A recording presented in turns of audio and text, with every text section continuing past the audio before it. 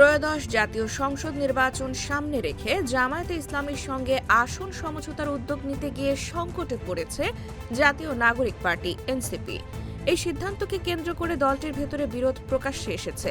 কেন্দ্রীয় নেতাদের একটি অংশ বিষয়টির বিরোধিতা করছেন। এরই মধ্যে শীর্ষ পর্যায়ের একাধিক নেতা পদত্যাগ করেছেন। শনিবার সন্ধ্যায় এনসিপির জ্যেষ্ঠ যুগ্ম সদস্য সচিব ও রাজনৈতিক পর্ষদের সদস্য তাসনিম জারা দল ছাড়ার ঘোষণা দেন। এর আগে বৃহস্পতিবার পদত্যাগ করেন এনসিপির নেতা মীর আরশাদুল হক, যিনি জামায়াতের সঙ্গে জোটের বিরোধী হিসেবে পরিচিত ছিলেন। দলীয় সূত্র জানায়, জামায়াতের সঙ্গে সমঝোতা প্রায় চূড়ান্ত হওয়ার পরপরই এসব পদত্যাগের ঘটনা ঘটে। এদিকে জামায়াতের সঙ্গে সম্ভাব্য জোট নিয়ে আপত্তি জানিয়ে শনিবার সন্ধ্যায় এনসিপির ৩০ জন নেতা দলের আহ্বায়ক নাহিদ ইসলামের কাছে একটি স্মারকলিপি দেন।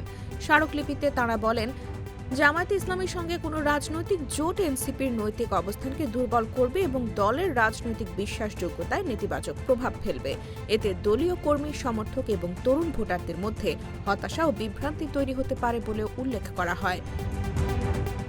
সূত্র জানায়, বিএনপির সঙ্গে আসন সমঝোতার আলোচনা ফলপ্রসূ না হওয়ায় এনসিপি সম্প্রতি জামায়াতের সঙ্গে আলোচনা শুরু করে।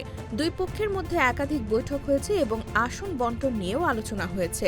এনসিপির পক্ষ থেকে ৫০টি আসন চাওয়া হলেও জামায়াত ৩০টি আসনে ছাড় দেওয়ার কথা জানিয়েছে। এ নিয়ে সম্ভাব্য প্রার্থীদের একটি খসড়া তালিকাও তৈরি করা হয়েছে। এদিকে জামায়াতের সঙ্গে সমঝোতার উদ্যোগে সদ্য গঠিত গণতান্ত্রিক সংস্কার জোটও ভাঙনের মুখে পড়েছে। দলটির এক শরিক রাষ্ট্র সংস্কার আন্দোলন জামায়াত বা বিএনপির সঙ্গে জোটে যেতে রাজি নয় বলে জানিয়েছে। সব মিলিয়ে আসন সমঝোতা নিয়ে এনসিপির ভেতরে নতুন করে রাজনৈতিক অস্থিরতা তৈরি হয়েছে।